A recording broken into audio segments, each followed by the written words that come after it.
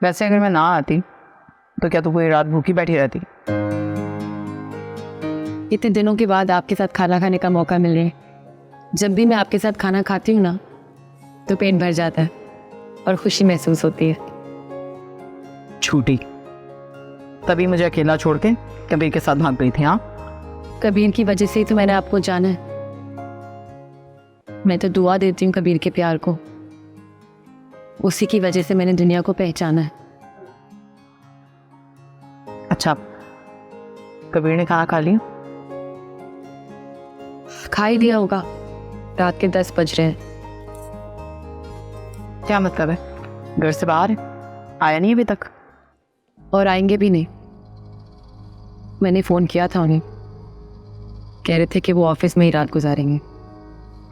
असल बात यह है मलाइका कि कबीर को हमारे इस मिडिल क्लास माहौल में सुकून की नींद नहीं आएगी। लाख उसने अपने बाप से इख्तिलाफात रखे हैं, लेकिन पला तो वो एक लग्जरी लाइफ में ना। तो फिर एक मिडिल क्लास वाली के साथ शादी क्यों की? प्यार क्यों किया उसने मेरे साथ? देख, उसे इस माहौल में नहीं रहना था, उसे तुझे अपने माहौल में लेके जाना था। अम्मी, मुझे रेज और कबीर के ताल्लुक से खतरा महसूस हो रहा है। कैसा खतरा फूल? रेज वही लड़की है जो पैसा लेकर कबीर की जिंदगी में आई थी, फिर पता नहीं उसने कबीर के करीब आने के लिए महरोज से बगावत कर दी। कबीर ने तुझे भी वो सारी बात बता दी? मैंने जब कबीर को कॉल की थी ना तो रेज ने रिसीव किया था और फिर उसने कॉल बैक भी नहीं करवाई। वहां जाकर कबीर शावर ले रहे हैं और अब कबीर वहां रात को रह भी रहे। मलाइका, इस वक्त तू कबीर को बिल्कुल मत छेड़ना, वरना हम महरोज वाला केस हार जाएंगे। अब बेफिक्र है, कबीर कहीं नहीं जाने वाला, समझो जरा।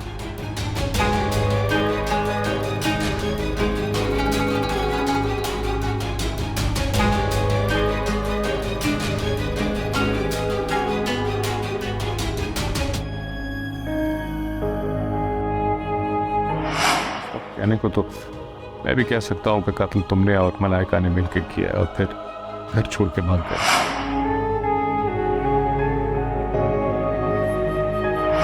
उन्होंने खुदकुशी की है, देखो उनके गले पे तुम्हें निशान नजर आएंगे।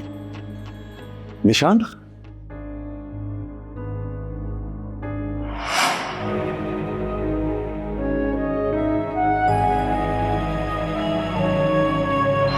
पोस्टमार्टम क्यों होगा? क्योंकि मुझे लगता है कि इन्होंने खुदकुशी नहीं की। कबीर, क्या तुम्हें ये अच्छा लगेगा कि तुम्हारी माँ के जिस्म को चीर फाड़ की जाए, उसका पोस्टमार्टम हो? मैं मौत की असल वजह जानना चाहता हूँ। शौहर होने के नाते मैं इस बात की इजाज़त नहीं दे सकता कि मेरी बीवी के मुर्दा जिस्म को भी नामहरम हाथ लगाए और इसको टच करें।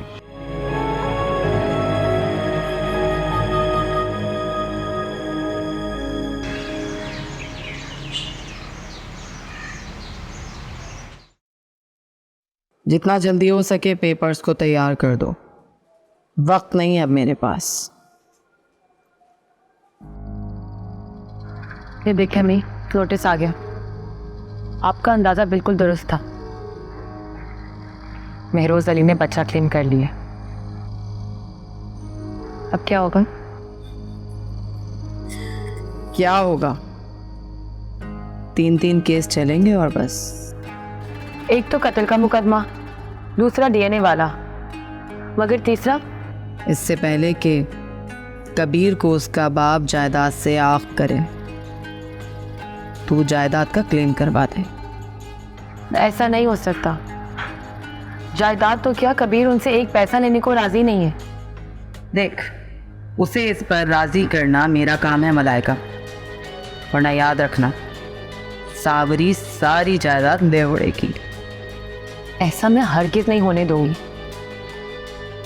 महरोज अली ने मुझे बर्बाद करना चाहा और तितली को तो बर्बाद कर ही दिया। मेरे सबका फायदा वो सावरी उठाए, ऐसा मैं हरगिज होने नहीं दूंगी। मेरी पीठ पे खंजर घोंपने वाली दोस्त। यही समझा कबीर को कि चूल्हे में झोंकने से बेहतर है कि बाप की जायदाद को लेकर और गरीबों में तकसीम कर दे। मगर अमीन होगा क्या? हेयरिंग तो 5 दिन बाद है ना। बेवकूफ था जो 5 दिन भी दे दिया है। मैं तो आज कल में ही समाज पर जाने को तैयार थी। क्या मतलब? मतलब ये कि वकील से बात हो चुकी है, पेपर्स तैयार हो रहे हैं, बस अब तू कबीर से बात कर। कबीर तो बहुत शर्मिंदा है, आपसे नजरें भी नहीं मिला पाएगा। फोन पे बात करते हैं, आप ही समझाना उससे। ठीक है, करवाना मेरी बात।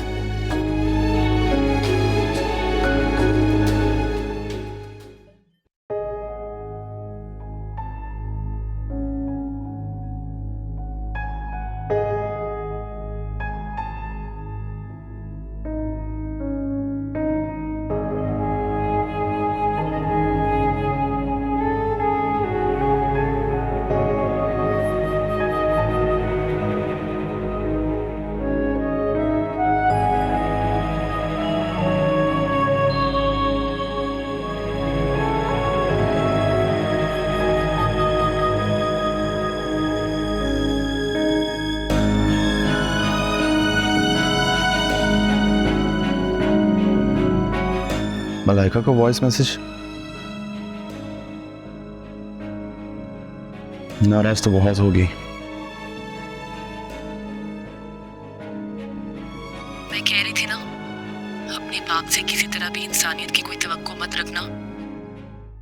भेज दिया उन्होंने कोर्ट का नोटिस, तुम्हारे बच्चे को अपना बच्चा साबित करने के लिए। सिर्फ तुम्हारा बाप ही ऐसा है जो ये सब कर सकता है। वो बहू को कोर्ट में घसीट रहे हैं, सुना तुमने? कबीर,